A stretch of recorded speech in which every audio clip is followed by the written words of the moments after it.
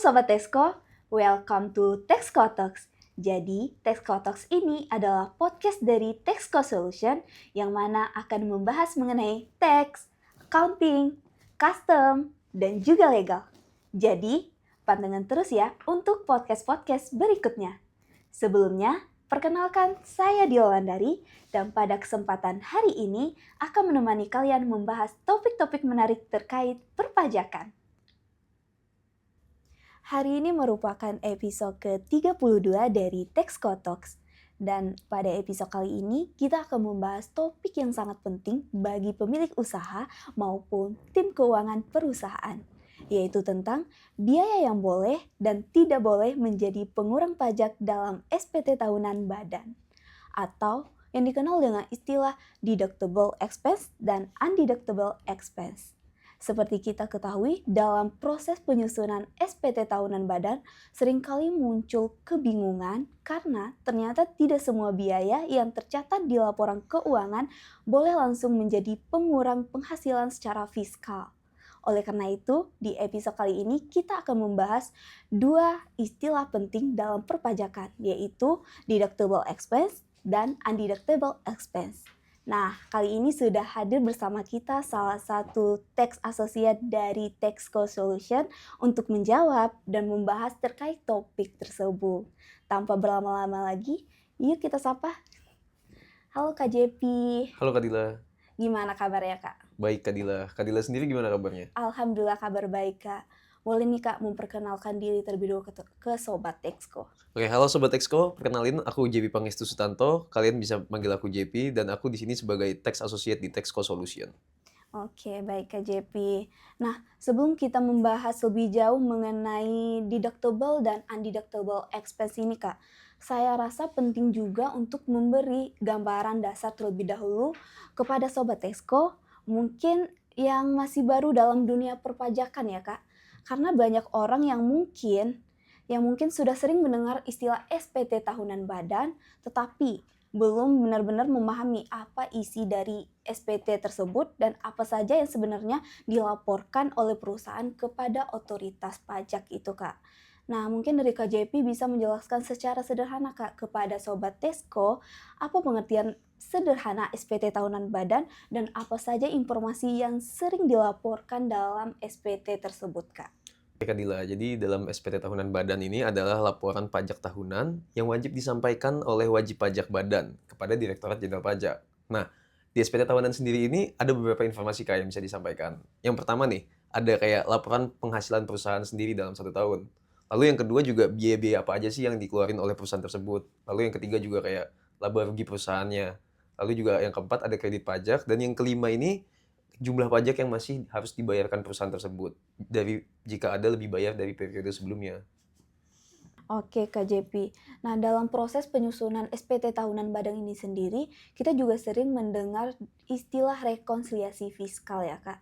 Nah, mungkin dari Kak JP sendiri bisa menjelaskan apa yang dimaksud dengan rekonsiliasi fiskal dan mengapa proses ini penting dalam penyusunan SPT tahunan badan Kak. Oke Kak Dila, jadi nih kayak banyak perusahaan mungkin ya yang memiliki laporan keuangan yang disusun berdasarkan standar akuntansi keuangan. Nah, tapi ketika masuk ke perhitungan pajak, ternyata angka labanya nih yang digunakan ini berbeda Kak sama laba yang dilaporkan di laporan keuangan. Nah, jadi rekonsiliasi fiskal ini adalah proses penyesuaian antara laba komersial dan juga laba fiskal. Nah, perbedaan ini terjadi biasanya karena ada biaya yang diakui dalam akuntansi, tetapi tidak diakui dalam perpajakan Kak. Dan juga mungkin sebaliknya juga Kak.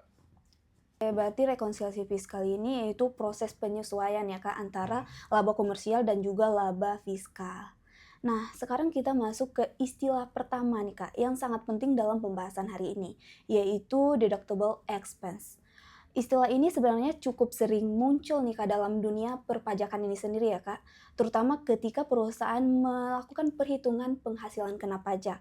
Namun dalam praktiknya tidak semua orang benar-benar memahami kriteria suatu biaya dapat dikategorikan sebagai deductible expense ini sendiri Kak. Mungkin dari KJP bisa dijelaskan nih Kak kepada Sobat Tesco apa yang dimaksud dengan deductible expense dalam perpajakan. Oke, jadi deductible expense ini adalah biaya yang boleh menjadi pengurang penghasilan bruto dalam menghitung penghasilan kena pajak atau PKPK. Nah, secara prinsipnya sendiri, biaya ini harus berkegiatan dengan kegiatan usahanya sendiri, seperti mendapatkan penghasilan, menagih penghasilan, memelihara penghasilan. Nah, konsep ini nih sering banget disebut sebagai 3M loh, Kak Dila. Oke, Kak JP. Nih, dari penjelasan Kak JP mengenai deductible expense itu sendiri, mungkin supaya Sobat Tesco bisa lebih memahami konsep ini secara praktis, kita bisa membahas beberapa contoh biaya yang dalam praktik sehari-hari biasanya dikategorikan sebagai deductible expense. Nah, kira-kira dari Kak JP ini sendiri bisa memberikan beberapa contoh biaya yang umum boleh dikurangkan sebagai fiskal. Oke Kak Dila. Nah, biasanya nih dalam operasional perusahaan ini tentunya ada banyak sih Kak jenis-jenis pengeluaran kan. Dan juga ada beberapa biaya-biaya yang biasanya dijadikan operasional. Nah, contoh-contoh biaya deductible expense itu seperti gaji dan tunjangan karyawan, yang pertama. Lalu yang kedua juga ada biaya sewa kantor. Lalu juga yang ketiga ada biaya listrik dan air untuk kantor. Lalu yang keempat ada biaya internet dan juga komunikasi. Lalu juga ada biaya operasional kendaraan perusahaan. Lalu yang keenam juga ada biaya pemasaran dan juga promosi, Kak. Lalu juga ada biaya iklan, Kak, tentunya. Dan yang kedelapan juga ada biaya perjalanan dinas kalau Kakak tahu. Lalu juga ada biaya pemeliharaan aset. Dan yang terakhir juga mungkin bisa biaya penyusutan aset seperti aset komputer, aset mesin, dan juga kendaraan operasional, Kak. Nah, selama biaya tersebut ini memiliki bukti yang valid dan benar-benar berkaitan dengan kegiatan usaha yang dilakukan oleh wajib pajak, maka biaya tersebut ini dapat menjadi pengurang pajak, Kak. Oke. Nah, sekarang kita masuk ke istilah yang kedua ya, Kak, yang sering menjadi masalah saat pemeriksaan pajak itu sendiri, yaitu undeductible expense. Nah, apa yang dimaksud dengan undeductible expense itu sendiri, Kak? Oke, oke Kak Dila. Jadi undeductible expense ini adalah kebalikan dari deductible expense itu Kak Dila. Yaitu adalah biaya yang tidak boleh dijadikan pengurang penghasilan bruto dalam perhitungan pajak. Nah, artinya meskipun biaya tersebut ada dalam laporan keuangan komersial, tetapi dalam perhitungan fiskalnya biaya tersebut harus ditambahkan kembali melalui koreksi fiskal positif, Kak.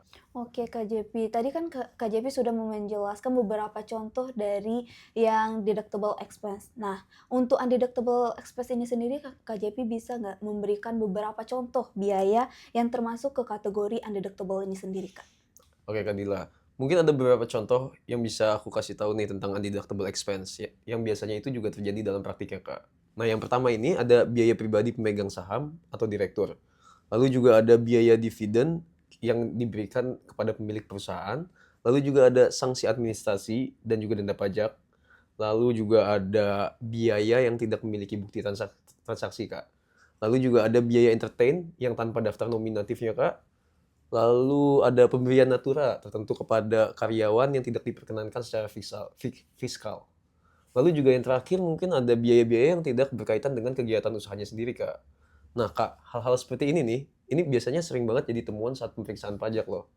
Oke, nah dari beberapa contoh biaya yang masuk ke kategori deductible dan juga maupun undeductible itu sendiri, Kak. Nah, mungkin supaya Sobat Tesco lebih memahami nih, Kak, bisa Hmm. memberikan contoh sederhana nih, Kak, kepada Sobat Tesco.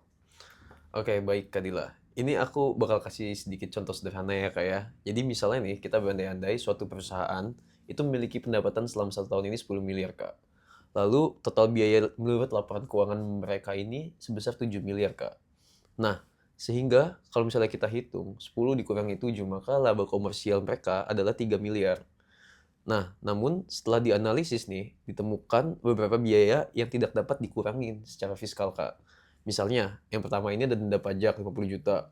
Lalu ada biaya pribadi direktur 100 juta. Lalu juga ada misalnya biaya entertain tanpa daftar nominatif ini 175 juta. Nah, dari ketiga biaya ini, itu ada total biaya yang tidak dapat dikurangi sebesar 325 juta, Kak. Maka dilakukanlah koreksi fiskal positif sebesar 325 juta. Nah, sehingga jika dihitung kembali, laba fiskalnya ini menjadi 3 miliar ditambah 325 juta, yaitu adalah 3 miliar 325 juta. Nah, jika kita anggap aja kita pakai tarif badan 22%, Kak, maka PPh terhutang mereka ini menjadi 22% dikali 3 miliar 325 juta, yaitu dapat sekitar 731.500.000. Yang dari sebelumnya ini 22% dikali 3 miliar, yaitu 660 juta. Nah, Jadi dengan adanya koreksi fiskal positif ini Kak, ada tambahan biaya sebesar 71.500.000 dari 325 juta dikali 22%, yang merupakan undeductible expense atau biaya yang tidak bisa dikurangi dalam fiskal. Oke, baik Kak JP. Dari contoh yang mungkin sangat sederhana ya, kayak Hmm. yang sudah Kak JP jelaskan, mungkin Kak JP bisa memberikan tips nih Kak kepada Sobat Tesko supaya perusahaan bisa meminimalkan koreksi fiskal ini sendiri Kak. Oke, kalau dari saya sendiri ya kayak ada beberapa tips nih Kak. Yang pertama ini pisahkan dengan jelas biaya pribadi dan biaya perusahaan Kak. Lalu juga yang kedua ini simpan bukti transaksi dengan lengkap. Lalu yang ketiga ini buat daftar nominatif untuk biaya-biaya entertainment. Lalu juga lakukan review pajak sebelum menyusun SPT tahunan. Dan yang kelima ini libatkan tim pajak atau konsultan pajak dalam rekonsiliasi fiskal. Dengan langkah-langkah tersebut, resiko pajak ini bisa jauh lebih kecil Kak. Oke. Wah, ternyata pembahasan mengenai deductible dan juga undeductible expense ini sangat penting ya Kak dalam penyusunan SPT tahunan badan ini sendiri ya Kak.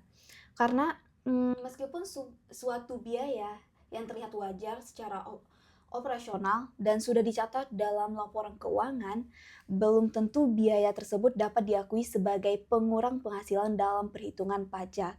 Dengan memahami perbedaan ini, perusahaan dapat menyusun SPT tahunan badan dengan lebih akurat dan juga dapat meminimalkan risiko koreksi fiskal ketika terjadi pemeriksaan pajak ya Kak. Betul banget, Kak. Jadi kayak banyak perusahaan ini yang merasa pajaknya besar nih, Kak.